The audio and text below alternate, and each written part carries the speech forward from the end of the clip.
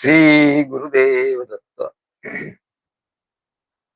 श्री नामदेव महाराजांच्या हरिपाठाच्या अभंगावर आपलं निरूपण सुरू आहे.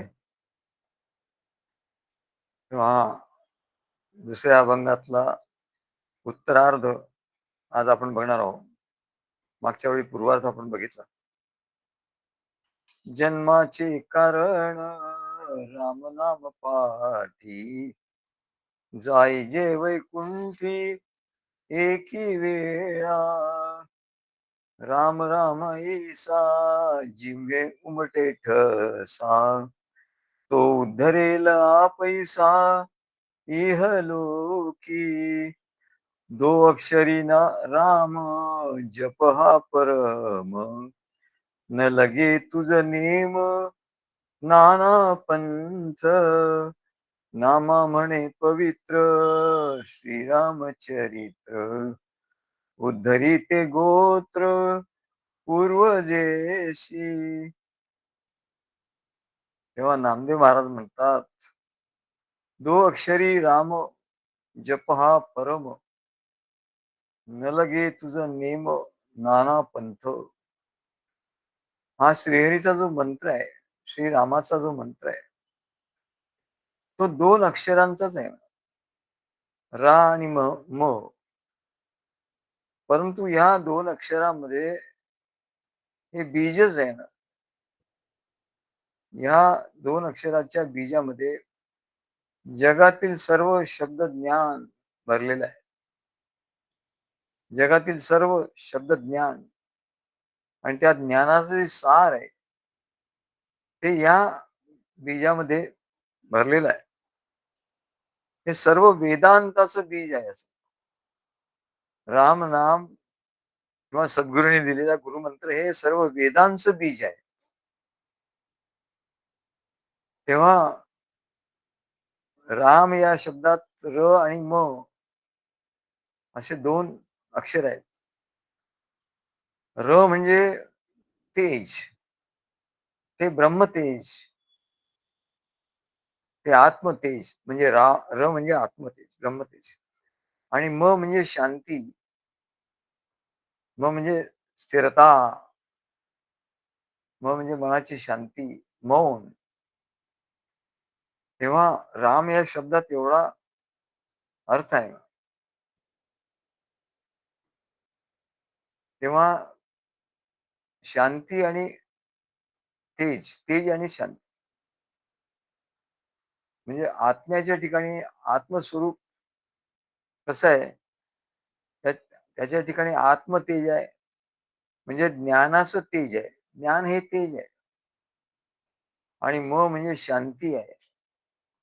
म्हणजे मौन आहे, शांती आहे, निर्विचार अवस्था आहे. कुठलाही विचार तिथे नाही. सर्व विचार तिथे थांबले आहेत. असं हे राम या शब्दाचा अर्थ आहे. असं हे रामनाम आहे. वेदांचं बीज आहे. म्हणजे ज्ञान स्वरूप आणि शांत स्वरूप. शांत शांत परमानंद श्री सद्गुरु रूपा. आम्ही पद केलं होतं. परमात्म्याचं स्वरूप कसं आहे, आत्मस्वरूप कसं आहे, सद्गुरूंचं स्वरूप कसं आहे. शांत शांत परमानंद श्री सद्गुरु रूपा, पूर्ण पूर्ण आत्मज्ञान अनुभव स्वरूपा. शांत शांत परमानंद म्हणजे मग असं ओम म्हणताना ओम, मग इथे शब्द निशब्दता आहे. मच्या ठिकाणी निशब्दता आहे. तसं राम, राम, मच्या ठिकाणी निशब्दता आहे, शांती आहे. शांत शांत आणि ते जिथे शांती आहे तिथे आनंद आहे. जिथे ज्ञान आहे तिथे आनंद आहे. तेव्हा शांत शांत परमानंद श्री सद्गुरु रूपा,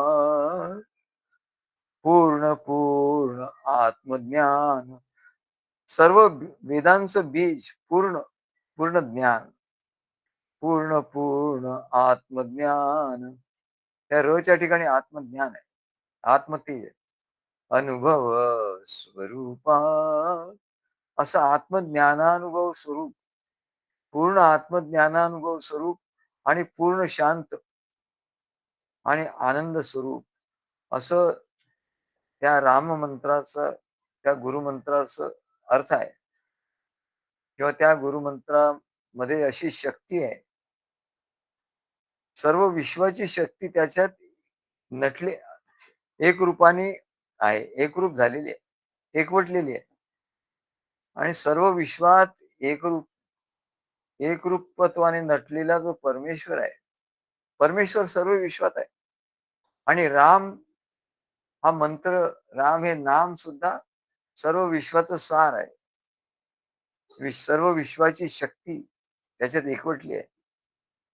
सर्व विश्वात एकरूपतेने नटलेल्या परमेश्वराची शक्ती या राम या नामामध्ये एकवटलेली आहे. त्या गुरुमंत्रामध्ये एकवटलेली आहे. पण ते भक्ताला कळलं पाहिजे, साधकाला कळलं पाहिजे आणि म्हणून म्हणून तर एवढं प्रवचन आहे.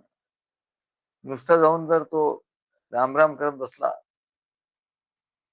किंवा गुरुमंत्राचा जप करत बसला, तर त्यात काय शक्ती आहे, त्याचा अर्थ काय आहे, हे त्याला कळणार नाही आणि ती शक्ती त्याला प्राप्त होणार नाही. तेव्हा ती शक्ती प्राप्त होण्यासाठी म्हणून त्याचा त्या बीजामध्ये काय आहे, काय शक्ती आहे, ते कळलं पाहिजे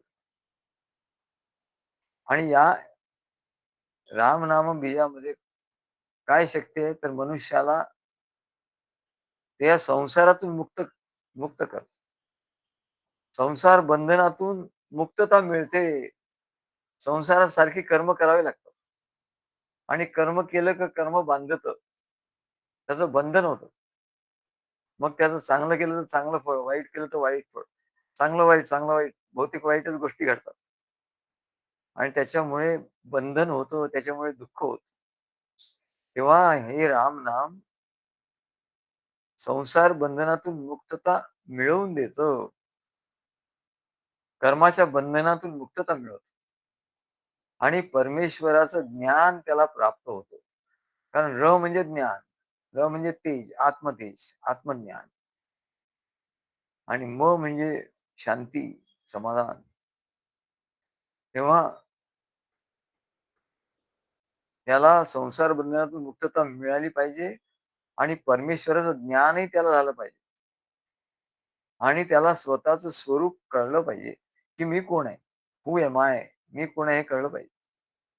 आता त्याला कळत नाही, की मी कोण आहे म्हणून तो अहंकाराने ग्रस्त झालेला आहे आणि म्हणून त्याचं मन त्रस्त आहे. त्याला शांती नाही. तेव्हा या तीनही गोष्टी एकदम त्याला गुरुमंत्राने प्राप्त होतात, असं नामदेव महाराज सांगतात.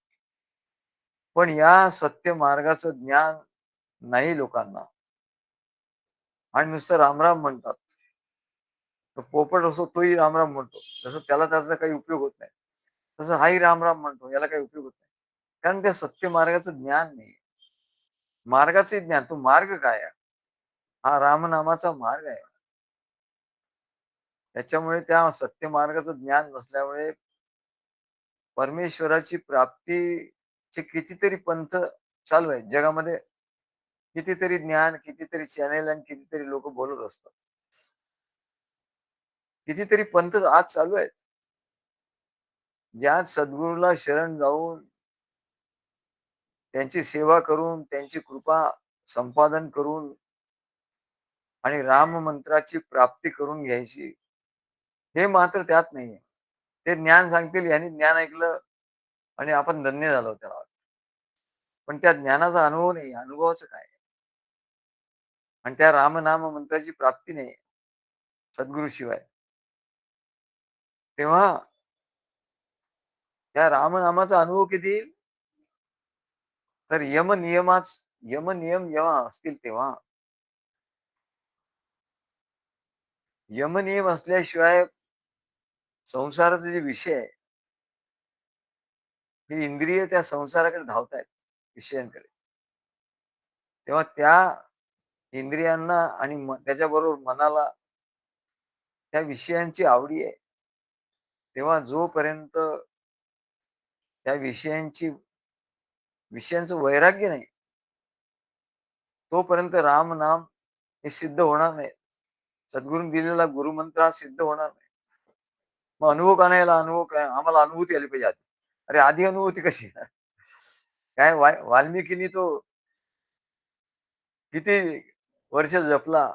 12 वर्ष आणि अखंड एका ठिकाणी बसून वारूळ झालं त्याच्या अंगावर. तेव्हा त्याला राममंत्र सिद्ध झाला. तेव्हा प्रभू रामाची भेटी झाली आणि त्याला सद्गुरूंची प्राप्ती झाली वाल्मिकींच्या रूपाने, नारदांच्या रूपाने त्या वाल्या कोळ्याला आणि राममंत्र दिला आणि तो त्याने अगदी एकनिष्ठपणे त्याचा जप केला एकाच ठिकाणी बसून. वारूळ झालं तरी काय. त्याला अनुभूती आली नाही. त्याला अनुभूती एकदम 12 वर्षानंतर एवढं दिवस-रात्र तप केल्यानंतर तेव्हा त्याला त्याची प्रचिती आली. तो आत्माराम आपल्याच ठिकाणी अशी प्रचिती आली. मग तू म्हणतो काय मला अजून अनुभव नाही आला. मग अनुभव नाही आला तर काय उपयोग आहे? अरे अनुभव, अनुभूती हे सगळं खोटं आहे म्हणा. अनुभव एकच आहे. तू आत्माराम आहेस. आत्मारामाचा अनुभव तुला घेतला पाहिजे. मग तो आत्मारामाचा अनुभव कसाही बाकी अनुभूती वगैरे काही नाही, खोट्या आहेत. येतात आणि जातात आणि त्या साधकाला भ्रमित करतात. त्याच्यामुळे त्या सिद्धी लावी पिसे कोण त्यासी पुसे. काय राजहंसी नेले पै. म्हणजे त्याला कोण पुसताय म्हणा. तुम्ही मोठी सांगता अनुभूती आहे, अनुभूती. मला ही अनुभूती आली, मला ती अनुभूती आली. आणि असं जो सांगतो ना, त्याला अनुभूती अजिबात आलेली नाही समजायचं. त्याला अनुभव कधीच येणार नाही असं समजायचं. कारण त्याच्यामुळे अहंकार त्याचा वाढत जातो.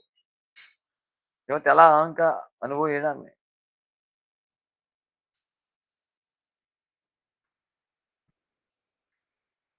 रही मन बात अगम की, अगम की रही मन काय सांगतो? रही मन बात अगम की, कहे न सुनन की नाही. रही मन बात अगम की, कहन सुनन की नाही. जो जाने सो कहे नहीं, जो कहे सो जानत नाही. जो जाणतो ते कहन सुनन की नाही. अगम हे अगम आहे, अगम्य आहे. तिथली गोष्ट सांगण्याची आणि ऐकण्याची गोष्ट नाही म्हणजे. अनुभूती सांगण्याची, ऐकण्याची नाही. जो जाने सो कहे नहीं. ज्याला खरा अनुभव येतो, तो काहीच बोलत नाही. तो मौन राहतो. जो जाने सो कहे नहीं, जो कहे सो जानत नाही. आणि जो सांगेल, की मला अनुभव आला, मला हा अनुभव आला, ही अनुभूती आली, त्याला अनुभव आला नाही आणि कधीच येणार नाही. हे असं काळ्या दगडावरची पांढरी रेघ समजायचं. तेव्हा आधी विषयाचं वैराग्य आलंय का तुला? अनुभूती कशी आली? विषयांचं वैराग्य आलं पाहिजे. आलं का वैराग्य? नाही आलं. मग तुला जर विषयांचं वैराग्य आलं नाही, तर तुला अनुभव आला कसा? येऊ शकत नाही. पहिलं त्याचं हे आहे, की विषयांचं वैराग्य आलं पाहिजे. संसाराच्या विषयाचं वैराग्य आलं पाहिजे. तुझं संसारातच मौज करतोय आणि थोडासा वेळ मिळाला तर मग सद्गुरूंच्याकडे. थोडं-थोडं सद्गुरूंना थोडं-थोडं द्यायचं. बाकी सगळं संसाराकडे. तर तुला वैराग्य येईल कसं? मग सद्गुरूंच्या कार्यामध्ये सद्गुरू त्याला नियम सांगतात. अरे बाबा असा नियम आहे. काय नातेवाईकांकडे जास्त त्यांचे संबंध ठेवायचा नाही जास्त. कामापुरतं. काही कार्य असेल, काय असेल थोडंसं जाऊन येतो. बाकी त्यांच्यावर वेळ घालवायचा नाही. मित्र वगैरे हे सगळं मंडळी, विषय सिनेमा बघायला जा, कुठे फिरायला जा. गप्पा मारा, हे सगळं इथे नाही म्हणत. इथे नियम आहे. सद्गुरूंचं प्रवचन ऐकायचं, नियमाने ऐकायचं. वेळेवर हजर राहायचं. मग तो आला नंतर मध्येच मीटिंग सोडून जातात, मग येतात परत. मग यांनी मीटिंग सोडली, मग तो आला, हा गेला, असं नाही. आपण वेळेवर यायला पाहिजे. बरोबर वेळेवर. तेव्हा ते जे नियम आहेत ना, आमच्या महाराजांकडे बरोबर 6 वाजले का ठोक्याला नुसतं सुरू व्हायचं. मग कधी-कधी ते 4-5 लोकच असायचे. 4-5 लोकं असले तरी महाराज म्हणे, "चल हार घाला." 4-5 मग हळू-हळू लोकं पण ते तिथे हे होतं, खूप लेट नव्हतं. तिथे एक 5-10 मिनिटात सगळं पूर्ण भरून जायचं. आता लोकं गाडीने वगैरे यायचे. त्याच्यामुळे जरा त्यांना ऑफिसमधनं यायचे थोडंसं किंवा स्त्रिया दुरून-दुरून यायच्या. पण 5-10 मिनिटाच्या आत सगळे लोक हजर असायचे. पण महाराज बरोबर 6च्या ठोक्याला, कधी रविवारी 5च्या ठोक्याला अगदी त्याच तेव्हा त्याच्याशिवाय बाह्य विषयांचं वैराग्य येणार नाही. बाह्य विषयांचं वैराग्य प्राप्त करून देणारा नियम जिथे नाहीये. राममंत्राची प्राप्ती जिथे होत नाही. कोणी मनाला येईल तो मंत्र म्हणतो. सद्गुरूच्या प्रत्यक्ष सहवास नाहीये. सद्गुरूंच्याकडे तो येतच नाही. एकदा घेतला मंत्र आणि नंतर 5-6 महिने, 8 महिने काय तो आलाच नाही. काय सद्गुरूंचा सहवास नाही. मग आत्मबोधाचे संस्कार त्याच्यावर होत नाही. असं या जगात सगळं चाललेलं आहे म्हणाले.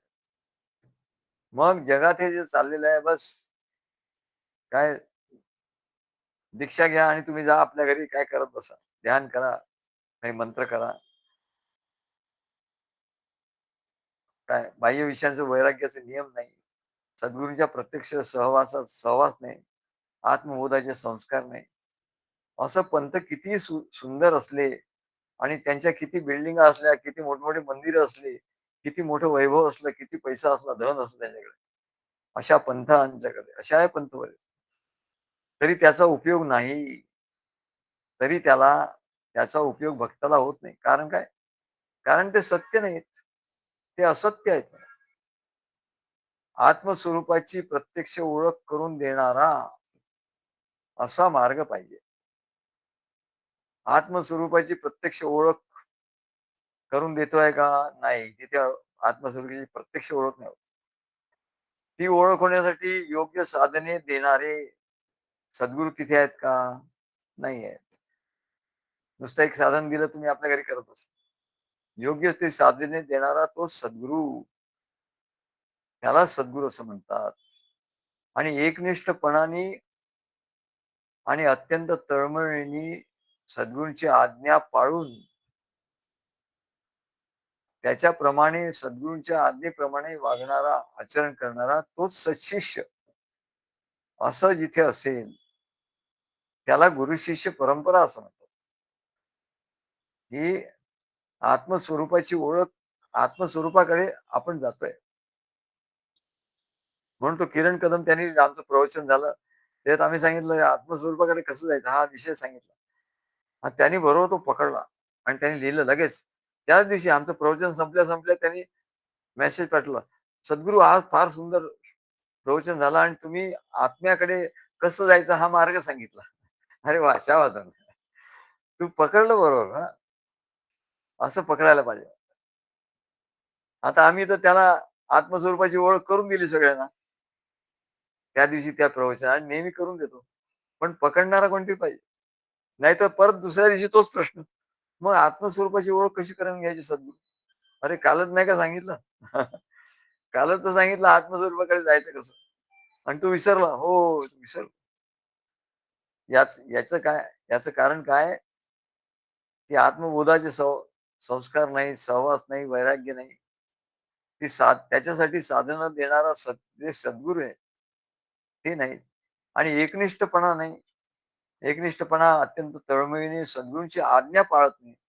सद्गुरूंची आज्ञा पाळून त्याप्रमाणे आचरण करणारा तो सत्शिष्य नाही. म्हणून याचा अनुभूती येत नाही.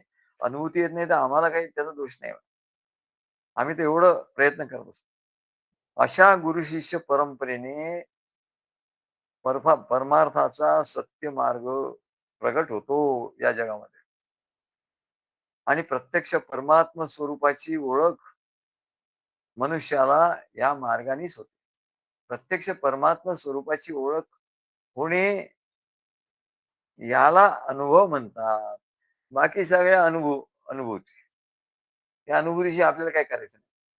ते आले काय आणि गेले काय याच्याशी आपल्याला काय करत नाही. तू आत्मस्वरूप आहे याचा अनुभव आणून देणारा, आत्म्याकडे जाण्याचा मार्ग दाखवणारा, त्याच्यासाठी साधनं देणारा आणि तसे नियम करणारा आणि नेहमी भक्तांसाठी उपलब्ध असणारा त्याला सद्गुरू असं म्हणतात. आणि जो एकनिष्ठ आहे, 17 ठिकाणी तू जात नाही. एका सद्गुरूंच्या ठिकाणी, एके ठिकाणी. सद्गुरूंनी सांगितलेली आज्ञा पाळतो. त्यांच्याशी वाद घालत नाही. सर्व आज्ञा पाळतो. शंका-कुशंका नसतात. आणि त्यांनी सांगितलेले नियम पाळतो आणि नियम पाळल्यामुळे वैराग्य त्याला येतं. आणि वैराग्य आल्यानंतर वैराग्य आल्याशिवाय आत्मारामाचा अनुभव येणार नाही. कितीही सांगितलं, आता आम्ही सांगत असतो. त्या दिवशी किरण कदमनी सांगितलं, आम्हाला ते आल्यावर म्हटलं, "अरे, मी सांगितलं आहे का?" मी आठवल्यावर, "हो, मी सांगितलं होतं." अरे, हाच तर विषय होता आणि आम्हाला मोठा आनंद झाला. अरे, मी तर सांगितलं, पण कोणाला कळलं? किती लोकांना कळलं का नाही?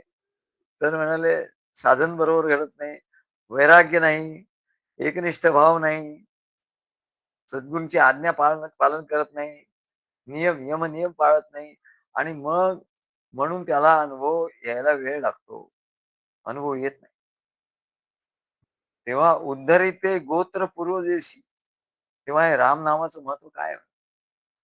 सर्व गोत्र, पूर्वजांसहित सर्व गोत्र.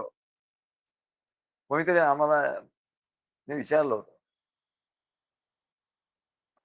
घोरपडेंनीच विचारलं होतं, की ते श्राद्ध करायचं का नाही? काय? तर आम्ही त्यांना म्हटलं, की "काय तुम्हाला काही गरज नाही. तुम्हाला करायचं करा, पण काही तशी गरज नाही." कारण काय ते आम्ही त्यांना समजून सांगितलं, की जो या सद्गुरूला शरण गेला, या भक्ती मार्गात आला, भक्ती मार्गाचं आचरण करतो, त्याचे आधीच्या 10 पिढ्या आणि पुढच्या 10 पिढ्या त्याचा उद्धार आपोआप होतो. त्यांनी काही केलं नाही तरी आपोआप त्याच्या पिढ्याचा उद्धार. पूर्वजेशी उद्धरित एक गोत्र, संपूर्ण गोत्रच्या गोत्र त्या गोत्रांचा, पूर्वजांचा उद्धार होतो. अशी शक्ती त्या रामनामात आहे. तेव्हा उद्धरित एक गोत्र पूर्वजेशी, पूर्वजांसहित सर्व गोत्रांचा उद्धार होतो. म्हणून एका रामनामात सर्व रामायण दिसू शकते. एका रामनामामध्ये सगळं रामायण दिसू शकतं. आणि एका रामनामामध्ये ते रामायण कसं आहे, असं सद्गुरू त्याला सांगतात. हे रामनामाचं मध्ये हे रूपक आहे म्हणा. राम नाम घेतल्यानंतर संपूर्ण रामायण आपल्या समोर आलं पाहिजे आणि अनुभवाला आलं पाहिजे. नुसतं आपल्या समोर येऊन नाही अनुभवाला. आणि म्हणून ते रामनाम अत्यंत पवित्र आणि पुण्यशील आहे. अत्यंत पवित्र आहे, अत्यंत पुण्यशील आहे. तसेच एका जीवाचा आणि त्याच्या सर्व कुळगोत्राचा उद्धार एका जीवाचाही उद्धार होतो आणि त्याच्या सर्व सर्व कुळगोत्राचा उद्धार होतो. सद्गुरूंनी दिलेल्या या गुरुमंत्राने काय होतं, त्याची शक्ती केवढी आहे. सद्गुरूंनी दिलेल्या गुरुमंत्राने आता काही लोकांना आम्ही विचारतो, "काय रे गुरुमंत्र तुला दिला होता?" तो म्हणतो, "हो, तुम्ही दिला होता, पण मी आला विसरलो." अरे, आम्हाला एवढा एकदम धक्का बसतो. विसरला? विसरला तू? तुला गुरुमंत्र दिला, तू विसरला? गुरुमंत्राने काय होतं म्हणजे सद्गुरूंनी दिलेल्या गुरुमंत्राने आपल्या आत्म्याच्या ठिकाणी श्रीरामाची, श्रीहरीची भावना होते आणि तू विसरला. त्याच्या पुढचं स्टेप कसं सांगणार तुला?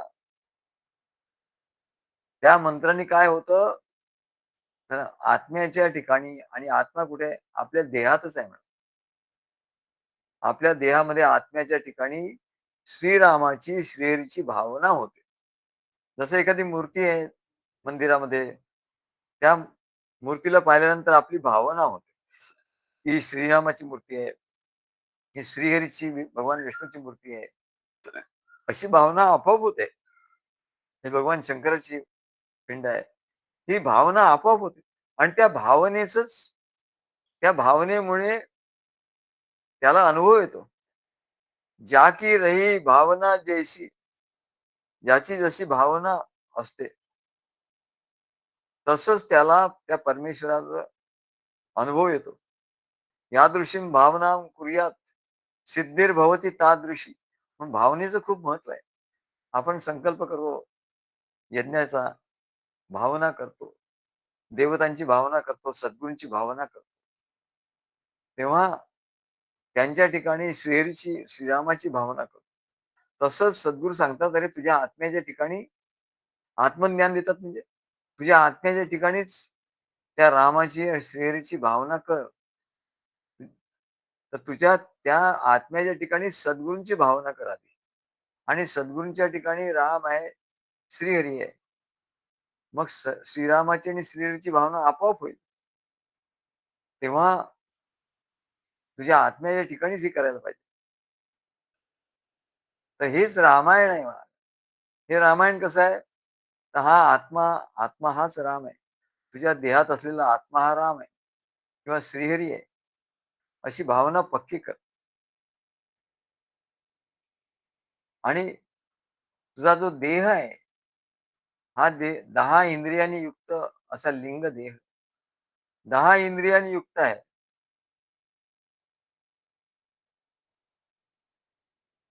कान, नाक, डोळे, मुख, हात, पाय, पंच ज्ञानेंद्रिय, पंच कर्मेंद्रिय असे 10 इंद्रियांनी युक्त असा हा देह आहे आणि याला दशरथ म्हणतात. हा रथ आहे. जसं रथाला 10 घोडे असतात. रथाला 10 घोडे जुंपलेले आहेत. तसे म्हणले या देहरूपी रथाला आत्मानं रथिनं विद्धी, की आत्मा हा रथी म्हणजे रथात बसलेला आहे. तो रथी आहे. आत्मानं रथिनं विद्धी, विद्धी म्हणजे जाण, की या 10 इंद्रियाच्या रथामध्ये, देहामध्ये तो आत्मा बसलेला आहे. बघा, गुरुमंत्राचा जेव्हा जप करतो, तेव्हा ध्यान कसं पाहिजे? हे ध्यानच आहे. जेव्हा गुरुमंत्राचा जप तो आपण नुसता गुरुमंत्राचा जप करतो. पण त्याच्या ठिकाणी ध्यान नाही. गुरुमंत्राचा जप करायच्या वेळी आपल्या हृदयामध्ये आपला हा देह आहे 10 इंद्रियांचा म्हणजे हा रथ आहे म्हणा. त्याला म्हणून त्याला दशरथ असं म्हणतात. आणि त्या दशरथाच्या पोटी आत्मा राम आला. तेव्हा आपला जो आत्मा आहे तोच राम आहे. पण तो निर्गुण निराकार आहे. त्याच्यामुळे सद्गुरूंच्या ठिकाणी अनुभव घ्यायचा आणि म्हणून आत्म्याच्या ठिकाणी सद्गुरूच आहे अशी भावना करायची. आणि आत्म्याच्या ठिकाणी सद्गुरू आहे म्हणजे सद्गुरू हेच राम आहेत आणि सद्गुरू हेच श्रीहरी आहेत. अशी भावना करायची. याला ध्यान असं म्हणतात. आणि मग गुरुमंत्राचा जप करायचा. तेव्हा 10 इंद्रियांनी युक्त सगळं रामायण तुला हे कळलं पाहिजे म्हणा. हे रामायण खरं आहे म्हणा. तेव्हा 10 इंद्रियाचा रथ, 10 घोडे, रथ म्हणजे इंद्रिय म्हणजे घोडे आणि रथ म्हणजे देह. असा हा लिंगदेह याला दशरथ असं म्हटलं. या देहाला 10 रथाची उपमा दिली. 10 घोड्यांची 10 घोडे म्हणजे 10 इंद्रिय. त्याला दशरथ असं म्हटलं. आत्म्याला आत्मा राम असं म्हटलं. आणि लगाम काय आहे? लगाम म्हणजे मन. मन हे चंचल आहे. लगाम बघ नेहमी लगाम याची हालत असते आणि त्या हालण्यामुळे ते संकेत इंद्रियांना संकेत मिळतात. की इंद्रियांनी कुठे थांबायचं. लगाम ओढून ठेवली की घोडे थांबतात. तसं मनाला ओढून ठेवलं, संयमित केलं, की इंद्रिय थांबतात. लगाम लगाम थोडी सैल सोडली, की घोडे हळू चालतात आणि लगाम एकदम जोरात एकदम खूपच सैल सोडली तर घोडे धावायला लागतात. तसं मन एकदमच सैल सोडलं, स्वातंत्र्य दिलं पूर्ण त्याला, की ते जोरात धावायला लागतं. इंद्रिय जोरात धावायला लागतात. तेव्हा मन म्हणजे लगाम आहे आणि सारथी म्हणजे बुद्धी आहे. बुद्धी ते बुद्धीला माहिती आहे, की कधी लगाम खेचायचा, कधी रथ थांबवायचा, कधी घोड्यांचा वेग कमी जास्त करायचा. त्याप्रमाणे मन लगाम आहे आणि बुद्धी ही सारथी आहे. आत्मा हा रथी आहे. तेव्हा सद्गुरू आणि हे सगळे रामायण आहे आणि आत्मा हा राम आहे. पण तो अव्यक्त आहे. अव्यक्त आहे तर त्याला व्यक्त करायचं म्हणजे सद्गुरू. सद्गुरूंचा आपल्या हृदयामध्ये ध्यान करायचं आणि सद्गुरूंच्या ठिकाणी सद्गुरू श्रीराम आहेत. सद्गुरू श्रीहरी आहेत. अशी भावना दृढ करायची. याला ध्यान असं म्हणतात. आधी मंत्रांनी काय होतं? स्मरण होतं. राम, राम म्हटलं की रामाचं स्मरण. मग राम कोण? आत्मा राम. मग दशरथ हा देह. हे सगळं आठवतं. हे सर्व रामायण पुढे उभं राहतं. मन मन हे लगाम आहे. सारथी बुद्धी आहे आणि आत्मा हा राम हा रथी आहे. आणि भक्ती मार्ग आहे. ईश्वराकडे जाणारा तो मार्ग आहे. परमात्म्याशी एकरूप होण्याचा तो मार्ग आहे. पण मध्ये जंगल आहे म्हणा आणि घोड्यांना जर सैल सोडलं, मनाला लगाम सैल सोडली, की घोडे त्या जंगलामध्ये घुसतील म्हणा. त्यांना तिकडे काय काय खायला दिसेल, काय गवत दिसेल, काय फळं दिसतील, काय चारा दिसेल आणि कधी ते तिकडे जातील काही सांगता येत नाही. तसं या संसारामध्ये या मनाला, या इंद्रियांना विषय दिसतील आणि ते कधी त्या संसाराच्या जंगलामध्ये जातील काय सांगता येत नाही. म्हणून बुद्धी ते लगाम खेचून ठेवते, त्याच्यावर संयम ठेवते. असा हा आत्माराम रती आहे. सद्गुरू आणि सत्शास्त्र यांनी सांगितलेला हा मार्ग आहे. याच मार्गाने जायचं. आणि संसाराचा जो आडमार्ग आहे, जो भयंकर जंगलात नेतो, तिकडे जायचं नाही. ती बुद्धी बरोबर त्या मनाला मनाची लगाम खेचून त्या इंद्रियांना बरोबर आपल्या कयात ठेवते. तेव्हा हा दशरथ म्हणजे 10 इंद्रियांचा जो रथ आहे, असा दशरथ याच्याकडून पुरी तपश्चर्या घडली. तो सद्गुरूंच्याकडे आला म्हणजे काय? असा आला नाही. या देहाकडून तपश्चर्या कोणाकडून घडते हो? देहाकडून घडते. तपश्चर्या म्हणजे काय? शारीरिक कष्ट. तपश्चर्या म्हणजे शरीराला कष्ट होतात. तेव्हा दशरथ म्हणजे हा जो देह आहे, त्या देहाची तपश्चर्या घडली म्हणजे देहाला कष्ट झाले. सद्गुरू कार्यात सुद्धा तपश्चर्या घडली कशी समजतात? तर आपल्या देहाला जेव्हा त्रास होईल, अगदी एवढा त्रास होईल की आपल्याला राग येईल कधी-कधी. तेव्हा समजायचं की अरे तपश्चर्या घडली आहे, करते आहे. आणि जो म्हणले की नाही कसं काय चालू आहे? नाही छान चालू आहे. तुमचं प्रवचन ऐकतो घरी बस. एकीकडे खातो, एकीकडे काय जेवतो, खातो, पाणी पितो, काय करतो. दुसरीकडे बोलतो बायकोशी आणि इकडे तुमचं प्रवचनही कानामध्ये ऐकायला येतं ना कानात. ते ऐकतो. झालं. तपश्चर्या कसली घडणार आहे? काय? कधी-कधी असं वाटलं तर झोपतो, झोपूनही ऐकतो. म्हणजे शरीराला नुसता आराम आहे. तर अशी तपश्चर्या जर शरीराकडून घडली नाही, तर त्याला प्रभू रामाचा आत्मा रामाचा अनुभव येणार नाही. तेव्हा त्याचं लक्षण काय आहे?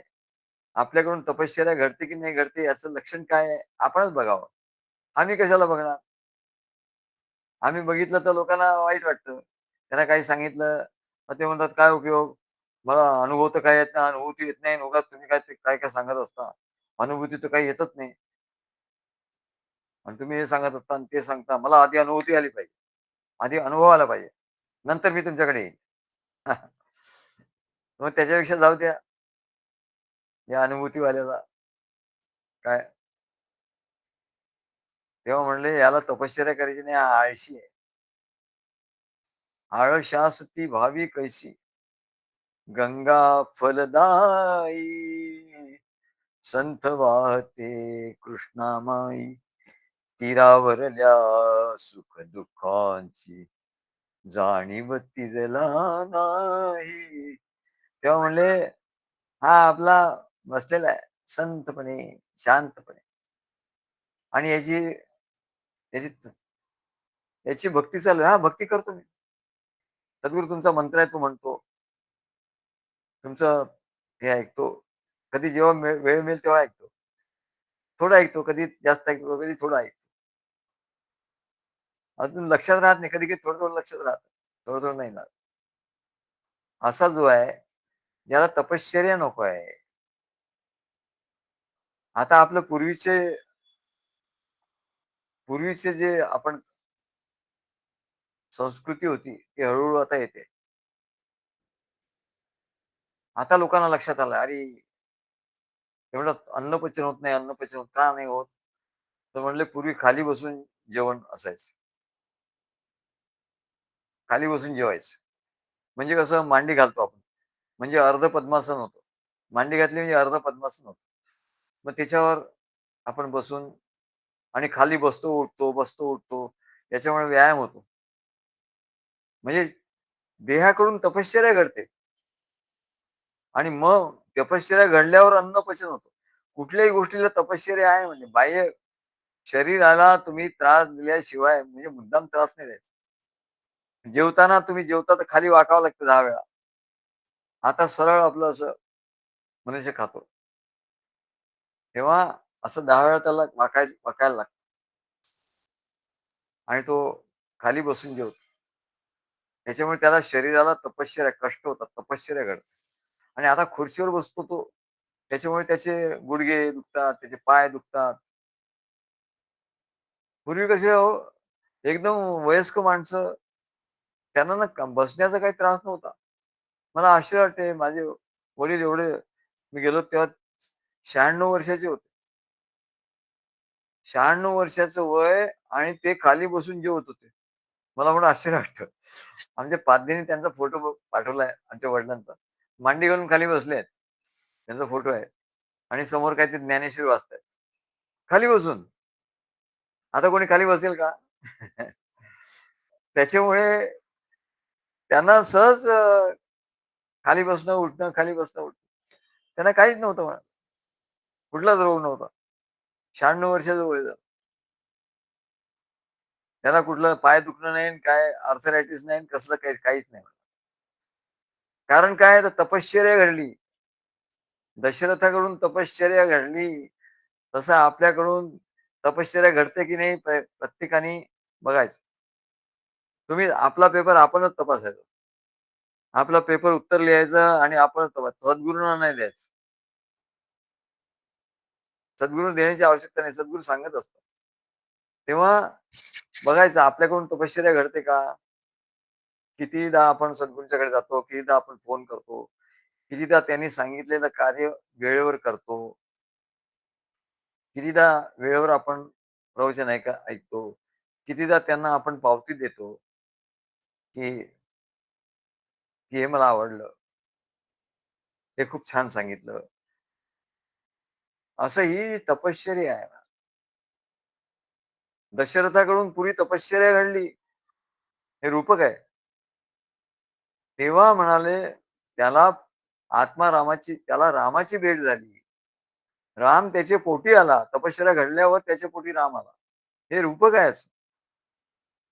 दशरथाकडून खूप तपश्चर्या घडल्या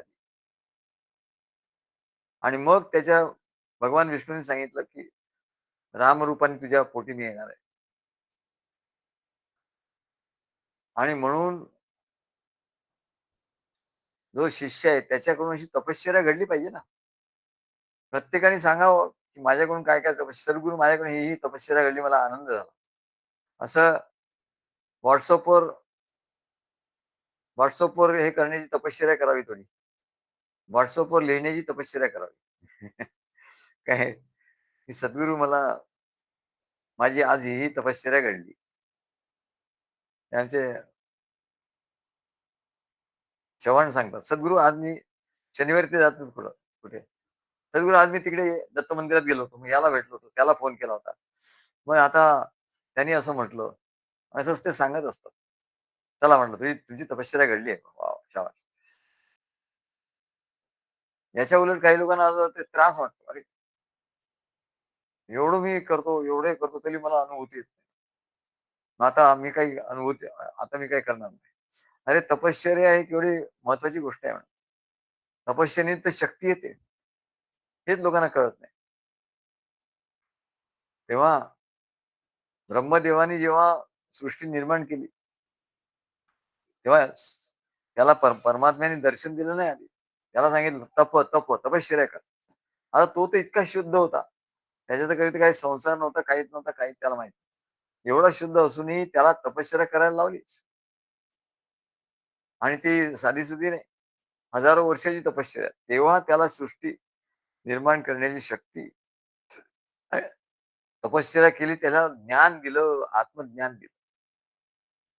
तेव्हा सगळ्यात महत्वाची गोष्ट म्हणजे कार्यामध्ये तपश्चर्या करण्याची तयारी पाहिजे. लोकांनाही माहितीच नाही. ते म्हणतात, त्यांना असं वाटतं, की आपल्या आधी सगळं आपल्या जीवनाचं सगळं व्यवस्थित करायचं आणि मग सद्गुरूंचा वेळ मिळाला तर सद्गुरूंचं करायचं. तेवढं तेवढं करायचं. मग ते सद्गुरूच म्हणतात, "सद्गुरू थांबा, थांबा मला." "हां, मग तू येशील का?" "नाही, नाही, मला ते असं काम आहे." "नाही, नाही, मला ते तसं काम आहे." "परवा येशील का?" "नाही, नाही, ते असं काम." अरे काय? ते याला प्रायोरिटी देशील कधी म्हणा. तुझी अशी सवय लावून घे, तपश्चर्या करण्याला तू प्रायोरिटी दिली पाहिजे आणि त्याच्या प्रमाणे आपलं जीवन आखलं पाहिजे. सद्गुरूंचं कार्य आधी, त्याचा मॅप आधी तयार करायचा. त्यांचा प्रोग्राम आधी त्या सेट करायचा. त्यांना विचारून घ्यायचं काय-काय प्रोग्राम आहे. त्याच्याप्रमाणे आपला प्रोग्राम संसाराचा करायचा. नाही मग रविवारी येशील का? नाही मग ते आधीच आमचं ठरलं होतं. ते सगळं आम्ही गेट टुगेदर होतं. अरे कसलं गेट टुगेदर होतं? तू विचारायचं ना आधी. नाही मला माहिती नव्हतं. मग तू विचारायचं नाही का? सद्गुरू काय, कधी कधी आहे? ते विचारलं नाही आणि मग ते ओढाताण होते. तेव्हा तपश्चर्या तुझ्याकडनं घडली पाहिजे हे महत्वाचं आहे.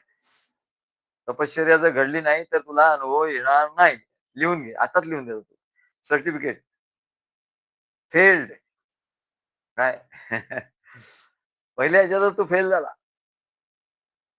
मला विचारू नको आता अनुभव आला नाही का नाही आला? तुला सांगून ठेवलंय मी. तुझी किती तपश्चर्या घडते याचा तूच रेकॉर्ड ठेव. मी नाही ठेवणार. माझ्याकडे असतो रेकॉर्ड. माझ्याकडे सगळ्या गोष्टीचा रेकॉर्ड असतो. पण मी सांगत नाही. पण तुला सांगून ठेवतो. तू असं म्हणू नको, की मला तुम्ही सांगितलं नव्हतं. मी तुला सांगितलंय. एकदा एकदा नाही 1000 वेळा सांगितलं. तुझी तपश्चर्या करण्याची तुझी हेच नाही. मग तुला आत्मारामाची भेट होईल कशी? दशरथाने तपश्चर्या केली. तेव्हा पोटी आत्माराम आला. लक्षात आलं का? असा सुखासुखी नाही आला. अत्री अनुसूया शेकडो वर्ष, हजारो वर्ष तपश्चर्या केली. तेव्हा दत्तगुरू त्यांच्या पोटी आले. तसा आत्मारामाचा अनुभव आपल्या पोटी आत्माराम येतो. या देहाच्या दशरथ म्हणजे हा देह. कधी येतो? जेव्हा या देहाकडून तपश्चर्या घडते तेव्हा. तेव्हा हे रामायणाचं रूपक आहे. राम म्हटल्यानंतर संपूर्ण रामायण आपल्या समोर उभं राहायला पाहिजे. आणि संपूर्ण रामायण आपल्या समोर उभं राहिल्यानंतर प्रत्येक याचा अर्थ काय? आणि तो मला कसा लागू आहे? हे कळलं पाहिजे. दशरथ म्हणजे माझा हा देह 10 इंद्रियाचा, त्याच्याकडून तपश्चर्या घडली पाहिजे. तप. मग घडली का तपश्चर्या? कोणाची किती तपश्चर्या घडली? नाही का तपश्चर्या म्हटलं की लोकं पळून जातील म्हणून आम्ही काही म्हणत नाही. काय? तुला असं मग काय-काय ते आधीच विचारतात. मग काय तुमचे नियम काय आहे? अरे, हा नियमच आधीपासून विचार. नाही, नाही म्हणजे मी नियम तुम्ही सांगितले, की मी सटकायला बरं. काय आधी नियम सांगा. तर आम्ही आधी नियम नाही सांगत त्याला. तर तू ये दीक्षा घे, मग आम्ही तुला नियम सांगू. मग परवा तर ते असे सटकले सगळे. त्यांना नियम सांगितल्याबरोबर असे धुवून टोकून पळाले सगळे. आम्हाला मोठी गंमत वाटली. आम्हाला काही राग नाही आला त्यांचा. अरे बघा, काय कुठे आहे म्हणा. काय, काय अवस्था आहे लोकांची म्हणा. या लोकांना कसं मिळणार? तेव्हा ते तिथूनच पळाले म्हणले. काही लोकं काही वर्ष राहतात मग पळतात. आणि तपश्चर्या काय? काही नाही. तेव्हा दशरथ 10 इंद्रियांचा हा रथ त्याच्याकडून तपश्चर्या घडली पाहिजे. तपश्चर्या कुठे? तर सद्गुरू कार्यात देह झिजवला पाहिजे. तपश्चर्या म्हणजे कुठे? तो मग कुठे गिरनारला जाईल, कुठे वाडीला जाईल, आणखी कुठे जाईल, शेगावला जाईल आणि याला तपश्चर्या नाही म्हणत. ही तुझी झाली तपश्चर्या त्याच्यामुळे सद्गुरू भेटले. आता तिकडे पायपीट करून काही उपयोग नाही मिळत. ते गजानन महाराज तिकडून हाकलून देतील तुला. ते स्वामी समर्थ तुला तिथून हाकलून देतील. काय? तिथे जाण्याचं काही कारण नाही. तेव्हा सद्गुरू कार्यात देह तू झिजवला पाहिजे. नाही मी इकडे गेलो होतो, मग तिकडे गेलो होतो, मग त्या तीर्थक्षेत्राला गेलो होतो, या तीर्थक्षेत्राला गेलो होतो. आम्ही काही बोलत नाही. ठीक आहे, चलता है. चलती का नाम गाडी. पण म्हणजे आम्ही समजतो, की अरे याला आत्मारामाचा अनुभव नाही ना. अरे रे रे! हे तपश्चर्या घडत नाही. सद्गुरू कार्यात देह झिजला पाहिजे, झिजला. देव कार्यासी देव हा जगविणे हो. परमानंद स्वामी काय सांगतात? देव कार्यासी सद्गुरूंच्या कार्यासाठी देहा जगविणे हो. देहाला जगवायचं कशाला करता? काय गरज आहे? संसारात त्याला नुसतं हे करण्याकरता. देहा देवाच्या कार्य घडत असेल काहीतरी, तर त्याला देहाला जगण्याचं काहीतरी हे आहे म्हणा. नाहीतर काही उपयोग नाही. देव कार्यासी देहा जगविणे हो.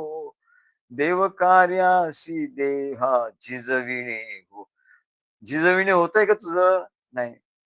नाही हो, ते गाडीत खूप गर्दी असते. मग ते असं गाडी मिळत नाही. मग ते बस मिळत नाही. मग ते रिक्षा मिळत नाही. मग ते खड्डे खूप असतात. मग तिकडे खूप खड्डे आहे. मग तिकडे तिकडे जाता नाही येणार. आम्ही म्हटलं, की आता तो कार्यक्रम करायचा आहे यांना किरण सरांना सांगितलं, मुळे सरांना. म्हटलं तुमच्या तिकडे करा, चिंचगरी, चिंचगरला. मग ते म्हणले, "हो, बघतो, बघतो." असं बघून सांगणार आहेत. पण आम्ही काही लोकांना असं चाचपून बघितलं, की म्हटलं असं म्हणतायत ते, की तिकडे चिंचगडला काय काही नाही, नाही, नाही खूप खड्डे आहे तिकडे आणि 4-4 तास, 5-5 तास लागतात. म्हटलं लागू दे. पूर्ण दिवस लागले तरी हरकत नाही. तिथे जाऊ आम्ही झोपू आदल्या दिवशी जाऊ. त्यांच्याकडे घर मोठं आहे ते. 2 मजली घर आहे, मोठं आहे, ऐस-पैस आहे. सगळेजण आले भक्त तरी आपल्याला झोपता येईल रात्री. मस्त मजा करू. नाहीतरी तुम्हाला म्हटलं कुठेतरी जायचं असतं फिरायला. काय मी म्हणतो असं सद्गुरू जाऊया कुठे. पण ज्याला जायचं नाही ज्याला देह झिजवायचा नाही, तो काय म्हणतो, "नाही तिकडे खूप खड्डे आहेत." खड्डे आहेत तर आहेत. म्हणजे काय तिकडे काय वाहतूक थांबली आहे का? वाहतूक थांबली नाही ना. मग आणि खड्डे असते थोडंसं होईल खड्डे-खड्डे. त्रास होईल देहाला. तर त्याला तपश्चर्या असं म्हणतात. अंडरलाईन कर.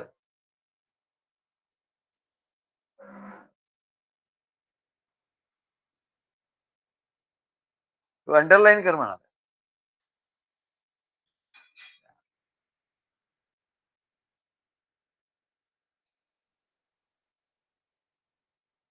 तपश्चर्या या शब्दाला अंडरलाईन कर.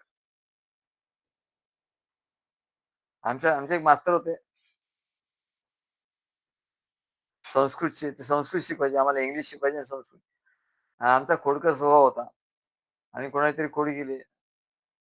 त्यांनी प्रश्न विचारला. आम्ही त्यांच्या प्रश्नाचं उत्तर बरोबर दिलं. खोडी करून प्रश्नाचं उत्तर. ते खुश झाले मग माझ्याकडे आले. पाठीवर शाबासकी दिली. पण म्हणले, "तुला शाबासकी कारण तू उत्तर बरोबर दिलं. परंतु तू खोडी केली याचा तुला दंडही दिला पाहिजे." म्हणजे काय करायचं? म्हटलं, "काय करू?" तो म्हणे, "100 वेळा लिही." काय? "हा सत्कर्म करावे, भोगावे रणततेची परिणामी." आणि त्यांच्यामुळे आम्हाला हे पाठ झालं. काव्य. "हा सत्कर्म करावे." आणि सांगितलं हे आर्यवृत्त आहे. त्यावेळेचे मास्तर पण एवढे विद्वान होते. "अरे, हे आर्यवृत्त आहे." म्हटलं, "बरं झालं गुरुजी तुम्ही सांगितलं मला." "हा सत्कर्म करावे, भोगावे रणततेची परिणामी." हसत-हसत आता तुला बरं वाटतंय, तू हसतोय. काय सद्गुरू कार्यात असं झालं, सद्गुरू सांगतायत, पण आपण हसतोय. असं तुला आता बरं वाटत असेल. पण म्हणले, "प्रत्येक तुझ्या कृतीचं फळ आहे. कृती कर्म आहे तर फळ आहे. त्याच्यामुळे जरा असा हसत-बिसत जाऊ नको. हा आनंद झाला तर हस, काय हरकत.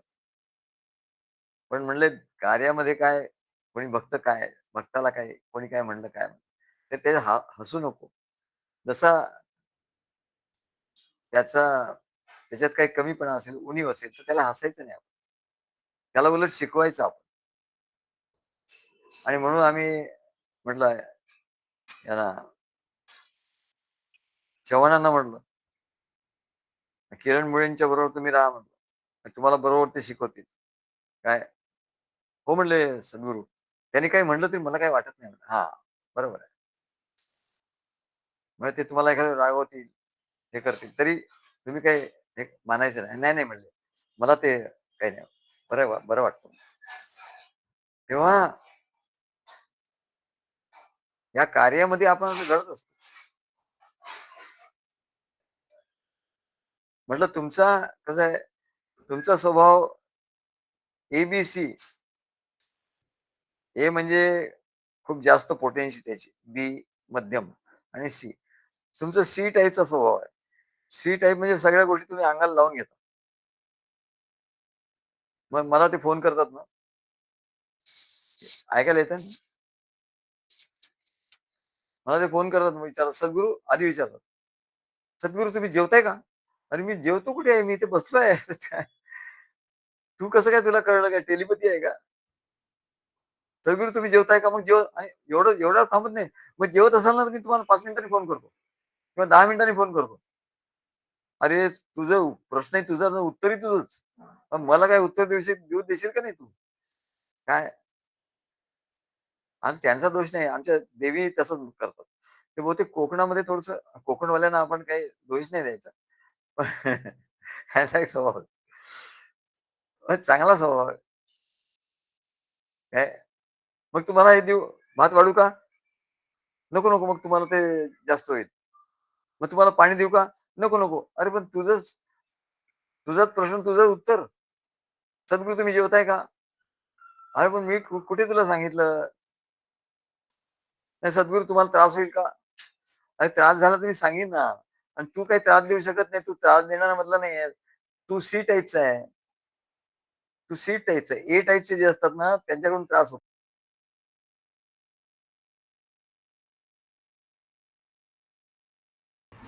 सद्गुरू आवाज गेला. आवाज.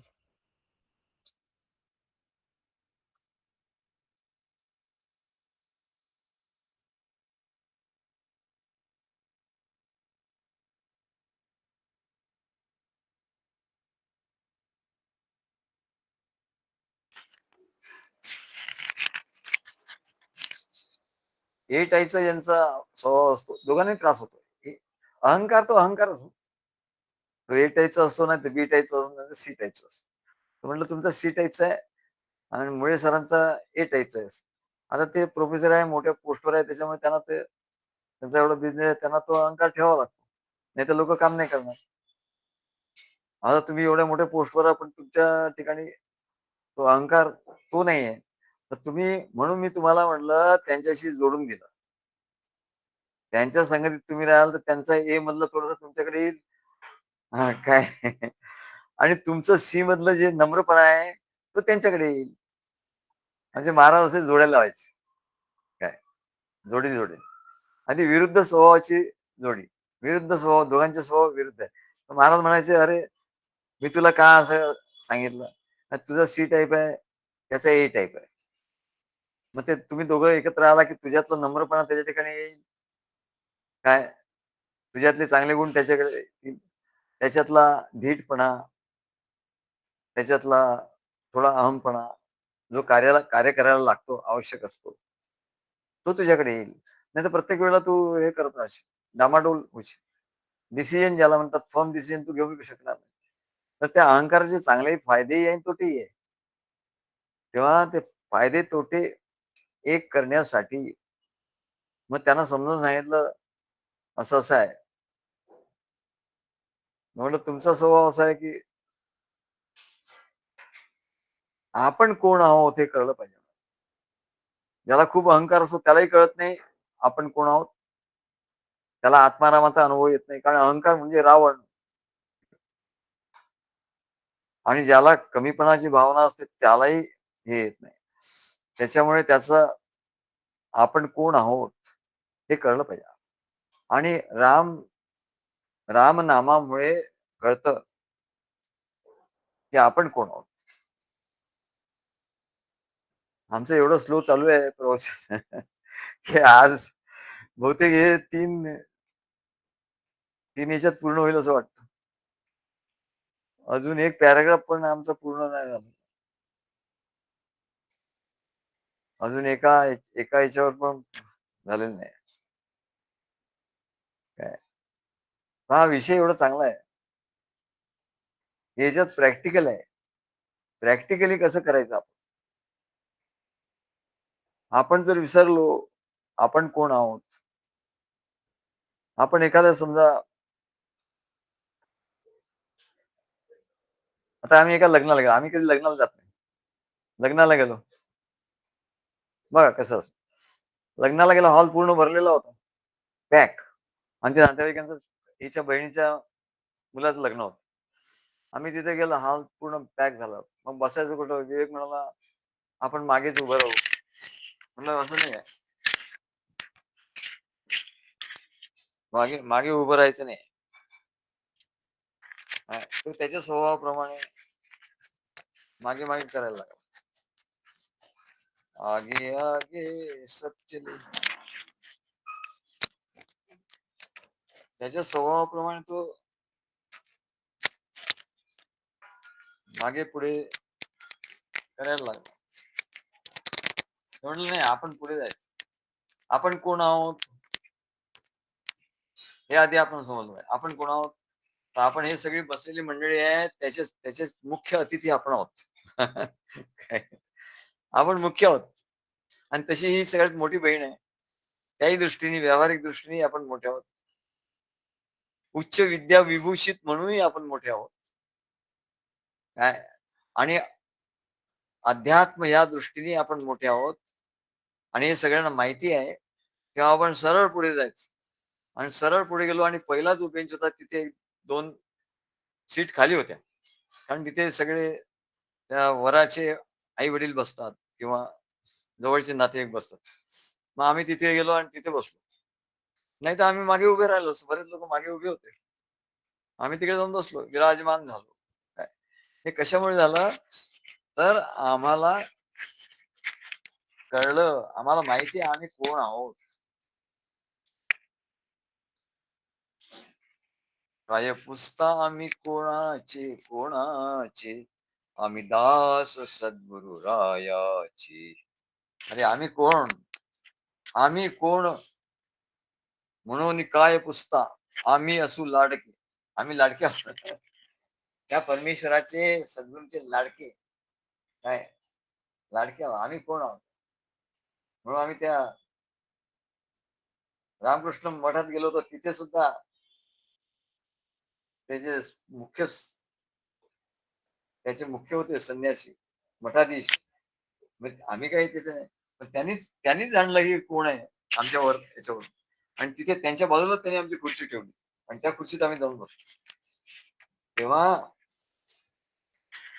ही जी गोष्ट आहे की आपण कोण आहोत हे आपल्याला कळल्याशिवाय आपण कुठे बसायचं हे आपल्याला कळणार नाही. आपली सीट आपल्याला कळणार नाही. आपण कोण आहोत हे आपल्याला कळल्याशिवाय संपूर्ण सभागृहात आपण कुठे बसायचं हे आपल्याला कसं कळेल की आपण कोण आहोत हे आपल्याला जेव्हा कळेल, रिअलाइज होईल तेव्हा. तेव्हा म्हणतात सद्गुरूंच्या कार्यामध्ये शारीरिक आणि मानसिक कष्ट पण असतात. सद्गुरूंच्या कार्यात नुसतं शारीरिक कष्ट नाही. शारीरिक कष्टाला लोक घाबरतात. काही लोकांना संसारात एवढं असतं ना, तो संसारात चिपकूनच असतो. तो चिपकू ज्याला म्हणजे चिपकू.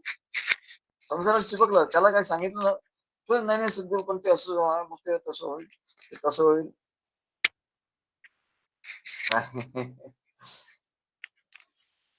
अरे तू चिपकू आहे म्हणजे. पण तो तुझा चिपकूपणा इथे लाव ना. शारीरिक मानसिक कष्ट सहन करण्याची तयारी पाहिजे. तर म्हणली इकडे पण मी आधी नाही, आधी का नाही सांगितलं तुम्ही? आधी नाही सांगितलं मला. आधी सांगितलं असतं तर तू आलाच नसता. म्हणून हे आम्ही आधी नाही सांगितलं. हळूहळू तुझी अवस्था आम्ही तयार केली. मानसिक शारीरिक अवस्था तयार केली आणि हळूहळू तुला सांगतोय. एकदम काय कोणाला सांगता येत. तेव्हा सद्गुरूंच्या कार्यात शारीरिक आणि मानसिक कष्ट सोसून मनापासून सेवा करावी लागते. प्रत्येकाला अंडरलाईन करा. ते घोरपडे आमच्या प्रत्येक पुस्तकात एका अंडरलाईन करतात. आता एकदा अंडरलाईन केल्यावर त्यांना दुसऱ्यांदा जे वाचताना तेव्हा त्यांना आणखीनच वेगळा अर्थ आणि चांगला अर्थ त्यांना कळतो. परत ते दुसऱ्या कलरनी आधी हिरव्यानी करतात, मग लाल पेननी करतात. तिसऱ्यांदा वाचतात, तेव्हा परत मग पिवळ्या पेननी करतात. आणि त्यांचं पुस्तक त्यांनी फोटो पाठवला होता मला. बघा म्हणलं किती त्याच्यावर. याला अभ्यास असं म्हणतात. तेव्हा मनापासून सेवा करावी लागते आणि अशी सेवा केल्यामुळे काय होतं, तर सद्गुरूंशी वारंवार सहजपणे जवळीक होते. हे आयडिया आहे म्हणाले. अरे सद्गुरूंच्या जवळ तू कसं जाशील? आम्ही किरण मुळींच्या जवळ किती प्रवास केला, कुठे-कुठे गेलो. त्यांना आमच्या नातेवाईकांकडे गेलं. आम्ही त्यांच्या नातेवाईकांकडे गेलो. निरनिराळ्या ठिकाणी फिरलो. आम्ही एकत्र एका ठिकाणी झोपलो. एका सूटमध्ये. कुठे-कुठे राहिलो, हॉटेलमध्ये राहिलो, काय कुठे-कुठे खाल्लं-पिल्लं सगळं. त्याच्यामुळे काय झालं, की त्यांचा आमचा संवाद खूप व्हायचा. जाताना, येताना गाडीमध्ये. त्याच्यामुळे काय होतं, की सद्गुरूंशी वारंवार सहजपणे जवळीक होते, प्रेम होतं. प्रेम महत्वाचं आहे मॅडम. आणि प्रेमामुळे ज्ञान होतं आणि ज्ञानामुळे अनुभव येतो. प्रेमामुळे ज्ञान होतं.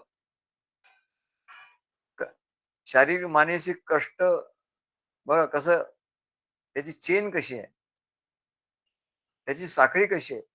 सद्गुरूच्या कार्यात शारीरिक, मानसिक कष्ट होतात. म्हणजे काय झालं, म्हणजे तपश्चर्या झाली, तपश्चर्या होती आणि मग शारीरिक, मानसिक कष्ट झाले, सोसले, तरी त्याला त्याची सवय होते. मग त्याला बरं वाटतं, अरे हेच करायला पाहिजे.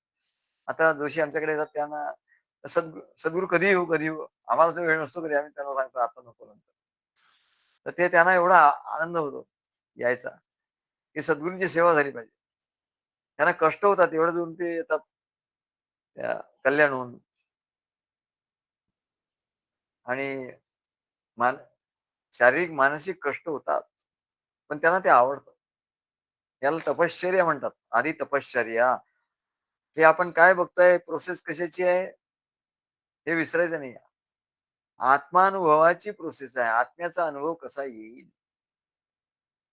आत्म्याचा अनुभव डायरेक्ट तुला सांगतोय. अनुभूती-गिनुभूती काही नाही. ते गेल्या म्हणलं. अनुभूती गेल्या उडत तुझ्या. आत्म्याचा अनुभव कसा येईल? तर म्हणले आधी तपश्चर्या. सद्गुरू कार्यात सोय आहे म्हणले. तुला सोय करून दिली आहे सगळी. शारीरिक, मानसिक कष्ट सोसून मनापासून सेवा करावी लागते. हा पहिला भाग तपश्चर्या. तपम न तत्त्वं वयमेव तप्तः. तपाने काय होतं? ताप होतो आणि तापाने मनुष्य शुद्ध होतो. कुठल्याही गोष्टीला उष्णता दिली की ती स्वच्छ होते आणि त्याच्यामुळे तपश्चर्येने तो शुद्ध होतो. आणि जो तपश्चर्या करायला मागे-मागे राहतो, तो शुद्ध होत नाही, तो अशुद्ध राहतो. संसारामध्ये जातो, सगळं तो लिटबिटलेला असतो. तो सिद्ध होत नाही. आत्माराम तर दूर राहिला. अशी सेवा केल्यामुळे सद्गुरूंशी वारंवार सहजपणे जवळीक होते. मग जवळीक झाली. जवळीक झाली की जवळीकीतून प्रेम निर्माण होतं आणि सद्गुरू त्याच्या तपश्चर्येने प्रसन्न होतात. हे एकात एक आहे ना. तपश्चर्येने प्रसन्न होतात, प्रसन्नता झाल्यामुळे जवळीक होते, जवळीकीने प्रसन्न होतात आणि त्याला अत्यंत गुह्यातले गुह्य ज्ञान सांगतात. तपश्चर्या, जवळीक, प्रेम, ज्ञान, गुह्य ज्ञान, परत तपश्चर्या, परत जवळीक आणि त्या ज्ञानाची सद्गुरू सहवासाची गोडी लागते आणि मग ज्ञान सांगितल्यामुळे परत तपश्चर्या, सद्गुरू सहवासाची गोडी लागते. आणि साधी गोष्ट नाही म्हणली. अरे सहवासाची गोडी लागणं म्हणजेच त्याला आत्मा रामाचं ज्ञान झालं. म्हणजेच त्या दशरथाच्या पोटी आत्मा राम आला. आता तो आमचा किरण काय म्हणतात त्याला? मला एकदम नाव आहे. किरण कदम म्हणेल. सद्गुरू आत्म्याकडे जायचं कसं जायचं तुम्ही आज सांगितलं. काय किरण कदम आज परत सांगितलं वेगळ्या शब्दात सांगितलं, वेगळ्या प्रकाराने सांगितलं, पण आत्म्याकडे कसं जायचं हे सांगितलं.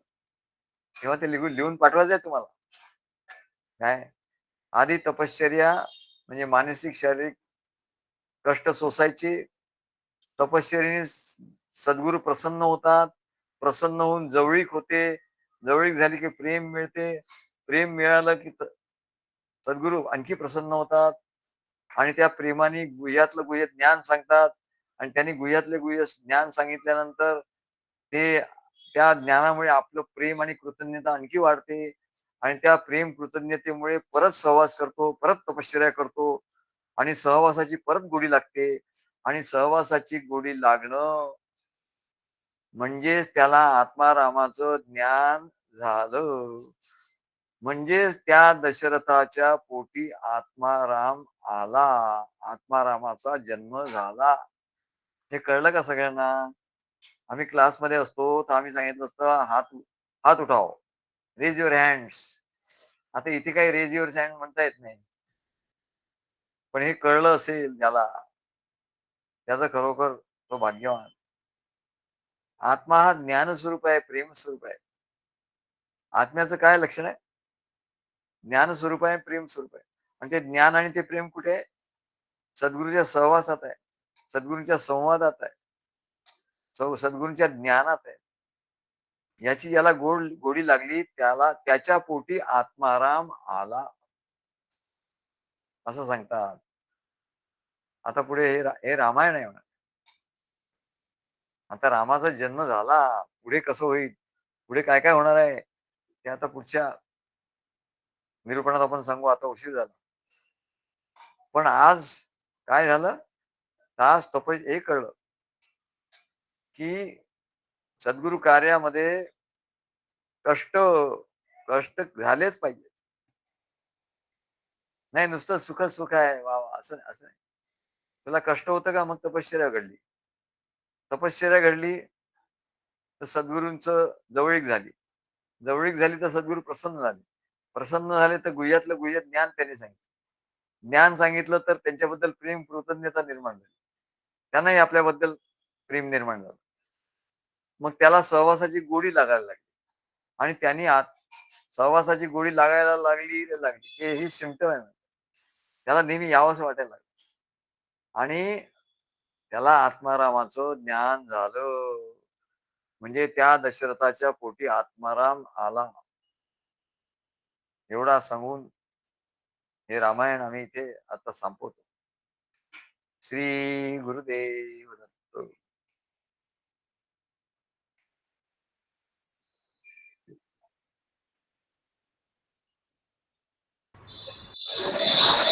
प्रेमाचे कारण राम नाम पाठी जाई जे वैकुंठी एक वेळा राम राम ऐसा जेव्हा उमटे ठसा तो उद्धरेल आपैसा इहलोकी दो अक्षरी राम जप हा परम न लगे तुझ नेम नाना पंथ नामा म्हणे पवित्र श्रीरामचरित्र उद्धरी ते गोत्र पूर्वजेशी श्री गुरुदेव